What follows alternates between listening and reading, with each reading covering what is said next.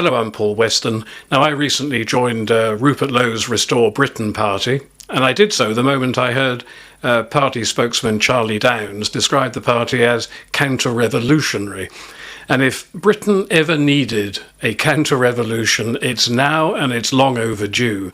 So for decades, Britain has enjoyed a subtle but relentless revolution from the left, and it subverted and destroyed the country I was born into. I've lived through this revolution, and I believe it can only be reversed through deliberate counter-revolutionary politics.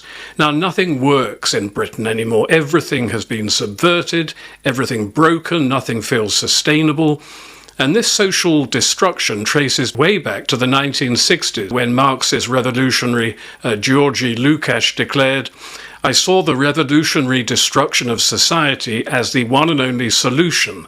A worldwide overturning of values cannot take place without the annihilation of the old values and the creation of new ones by the revolutionaries."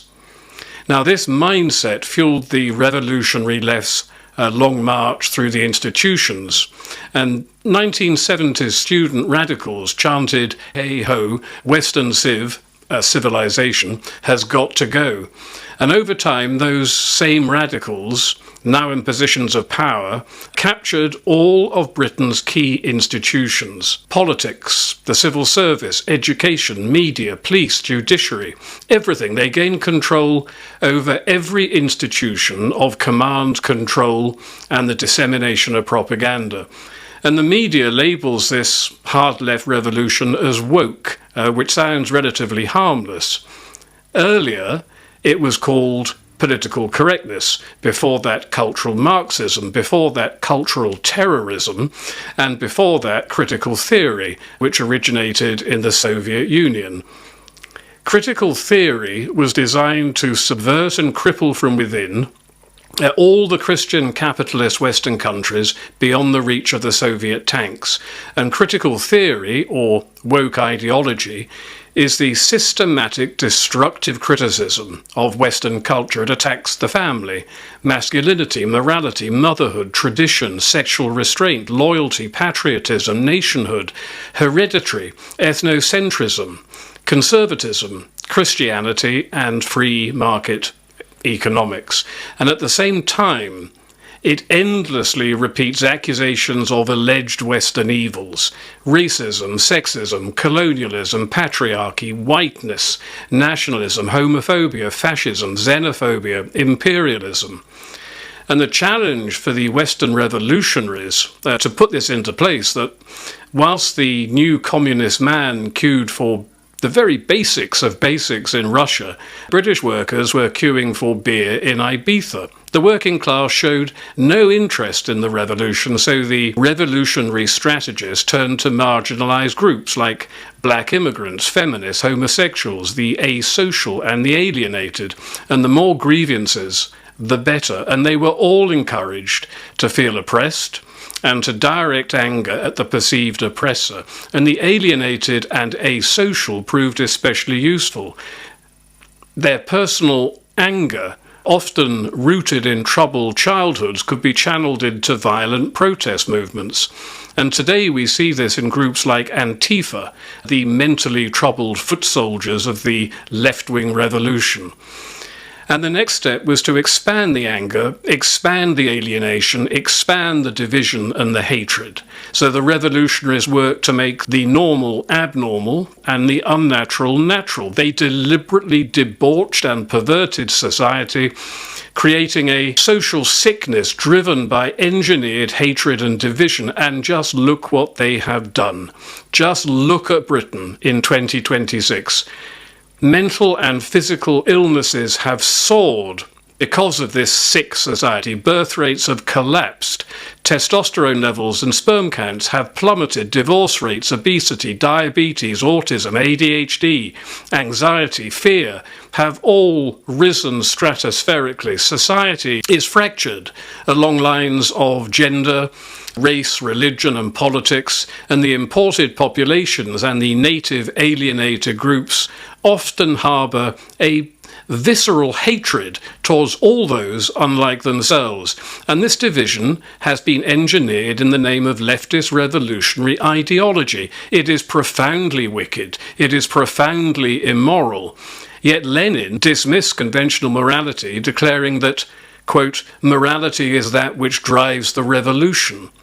But without morality, a civilization cannot survive. So we now survey the wreckage of a once glorious and proud nation deliberately destroyed by an engineered revolution of hate and division, where the alleged oppressor is, of course, people like me, the Christian, white, married, heterosexual male, the very group that built the foundations and erected the props of Western civilization over 20 centuries. How much longer can we survive? And not long is the answer in civilizational terms. And this doesn't even take into account the existential threat of resurgent Islam in the West. Even without that, we stand at a hinge point in history comparable to the Bolshevik Revolution or the eve of World War I. And to survive, every institution captured by the left must be recaptured. We don't have the luxury of the decades that the revolutionaries enjoyed. In education, to take just one example, the apolitical tweedy old buffers with their pipes and their leather elbow patches were gradually pushed aside by radicalized young teachers over decades. But we don't have decades to turn this around. We've only got a few years, if that. The institutions must be retaken and the revolutionaries expelled. In figurative terms, the left-wing revolutionaries must be smashed. They must be destroyed. They must be chased out, and they must be permanently banished from politics, the civil service, media, police, academia, the media, military, and the judiciary. They must be smashed. Can Rupert Lowe and Restore Britain achieve this? I don't know for sure, but I do know he's the only prominent political figure who has openly stated he wants to. And Restore Britain represents our last realistic chance of civilizational society. Restoring something doesn't just mean reforming it, it means cutting out the rust, removing the corruption and discarding what is broken. So a wrecked car cannot simply be reformed, it must be restored. A cancer cannot be reformed, it must be cut out. A revolution cannot be reformed, it must be met with counter-revolution. And Rupert Lowe is a counter-revolutionary. Reform's Nigel Farage is certainly not. He is as far away from being a counter-revolutionary as is humanly possible, and he has no intention whatsoever of confronting the destroyers. And if he wins the 2029 election, Britain is finished. So if you're serious about saving our country, you have to join the counter-revolution. You have to join Restore Britain. There is no other viable option. And time is running out far faster than most people realise. The 2029 election be the last chance for a demographically dying Britain, reverse course via the political process. And failure could leave us facing a future resembling the horrors of 1970s Lebanon or 1990s Yugoslavia. The situation is deadly serious, and it is civilizational ending in scale. So for the sake of your children and your grandchildren, I urge you, I beg you, I beseech you, join Restore Britain.